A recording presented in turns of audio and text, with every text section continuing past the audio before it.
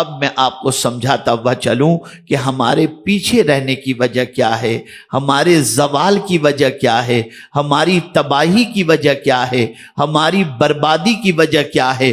وہ کیا چیز اللہ والوں کے پاس تھی اور اسلاف کے پاس تھی جس کی وجہ سے وہ کامیاب تھے، اور ہمارے پاس وہ کون سی چیز نہیں ہے جس کی وجہ سے ہم پریشان ہیں اور پشیمان ہیں۔ تو آئیے میں آپ کو بتاؤں میرے پیارے آقا صلی اللہ تعالی علیہ وسلم کے پیارے دیوانوں، پہلی چیز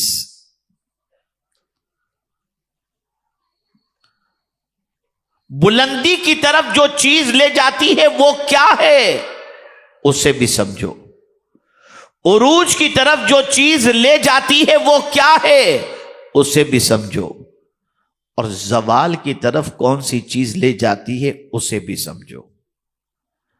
اللہ کے رسول صلی اللہ علیہ وسلم نے ارشاد فرمایا، ان اللہ یرفع بہذا الکتاب اقواما ویضع بہ آخرین، او کما قال۔ اللہ کے رسول صلی اللہ علیہ وسلم ارشاد فرماتے ہیں یہ کتاب یعنی قرآن یہ ایک قوم کو بلندی کی طرف لے کر کے جائے گی۔ کس قوم کو؟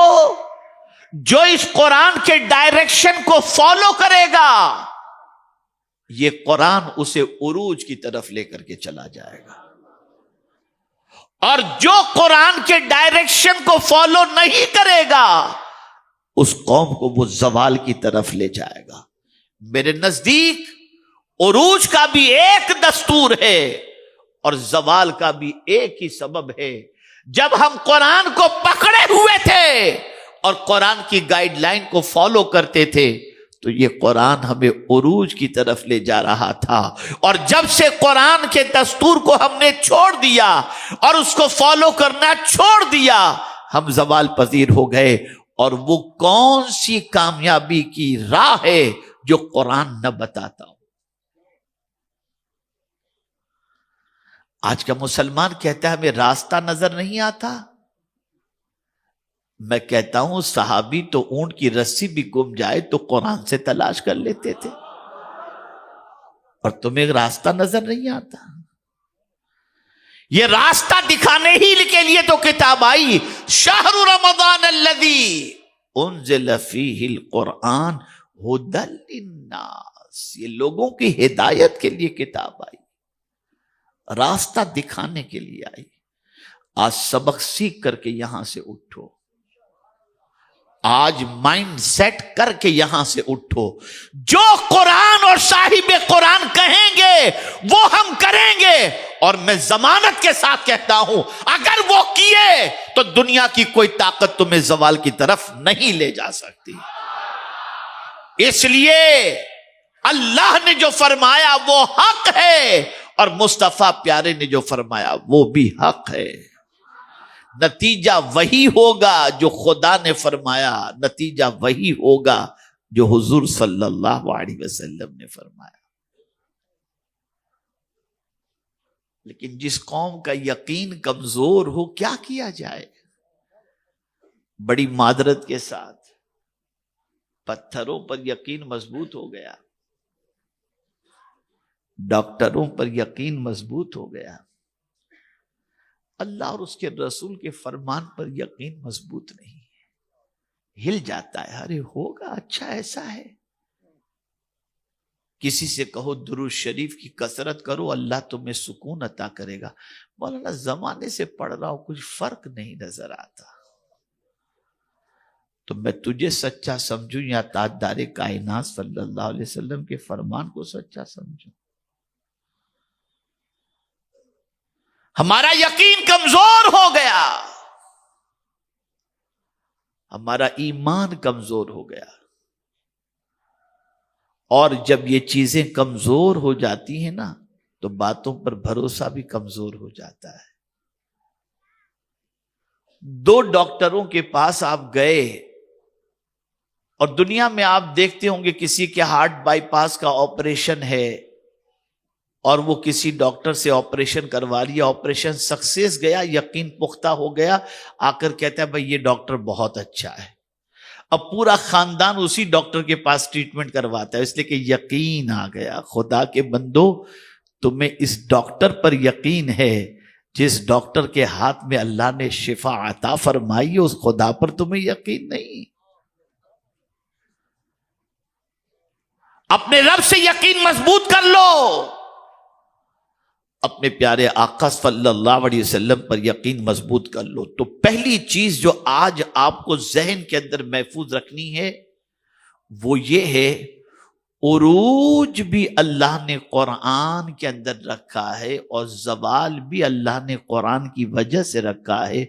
قرآن پر عمل کرو گے عروج ملے گا، قرآن کو چھوڑ دو گے، فرمان پر عمل نہیں کرو گے، زوال پذیر ہو جاؤ گے. اب آج میں قرآن کی وہ باتیں آپ کے سامنے کرنا چاہوں گا اور میں آپ کے ضمیر کو تھوڑا سا جگانا چاہوں گا،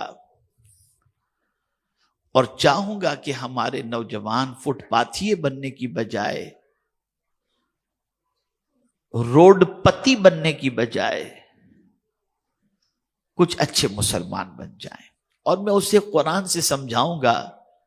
اگر آپ نے قرآن کے اس ڈائریکشن کو فالو کر لیا تو آپ کی آئیڈینٹی ایک الگ ٹائپ کی ہوگی، اور پھر رب قدیر جل جلالہ کامیابی آپ کے قدموں سے باندھ دے گا انشاءاللہ. ہماری قوم کی سچویشن دیکھیں، رات 2 بجے کسی مسلم محلے سے گزرے تو 5-6 نوجوان تو بائک پر آپ کو ملیں گے یا اوٹے پر گیم کھیلتے ہوئے بیٹھے ہوئے بھنکس کرتے ہوئے ملیں گے.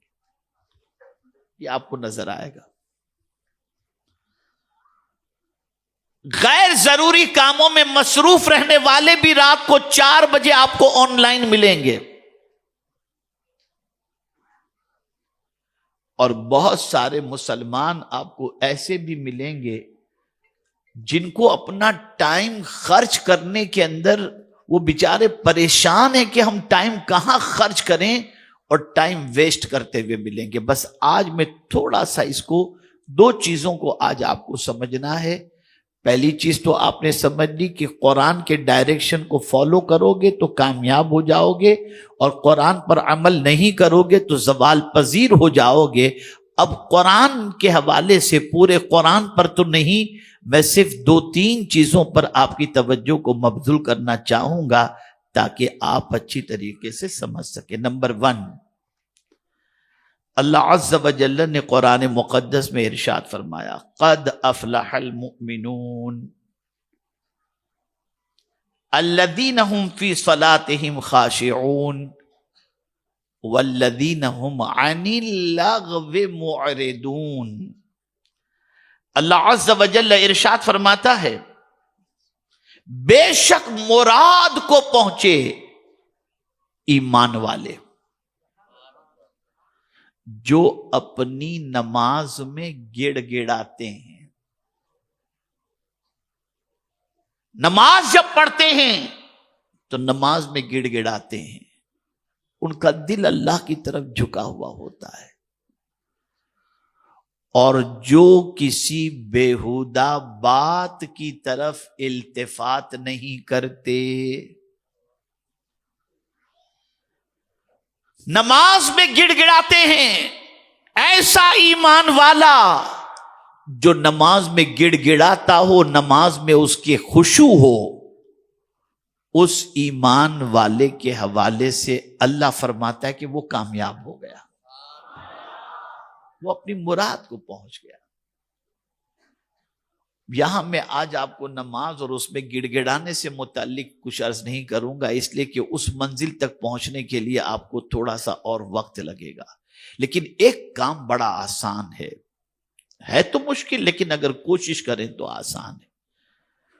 دوسری صفت ایمان والے کی اللہ نے بیان فرمائی کہ وہ بیہودہ باتوں کی طرف التفات نہیں کرتے.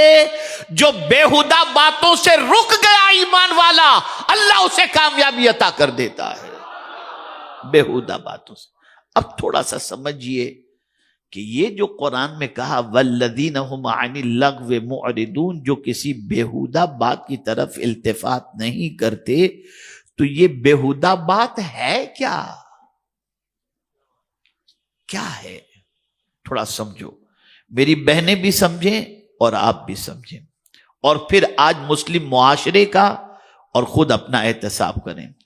علامہ احمد صاوی رحمت اللہ تعالی علیہ فرماتے ہیں، غور سے سنیے گا، لغو سے مراد یعنی بیہودہ، لغو سے مراد ہر وہ قول، فعل اور ناپسندیدہ یا مباح کام ہے جس کا مسلمان کو دینی یا دنیاوی کوئی بھی فائدہ نہ ہو۔ ایسا کام جس کا نہ کوئی دینی فائدہ ہے اور نہ کوئی دنیاوی فائدہ ہے، اگر کوئی مسلمان یہ کام کرتا ہے تو گویا یہ بیہودہ کام کر رہا ہے، اس کو کبھی کامیابی نہیں مل سکتی۔ کامیابی اسے ملے گی جو یہ بیہودہ کام چھوڑ دے۔ جس کام کا کوئی دنیاوی فائدہ بھی نہ ہو اور دینی فائدہ بھی نہ ہو، ایسے کام سے مسلمان اپنے تعلق کو توڑ دے۔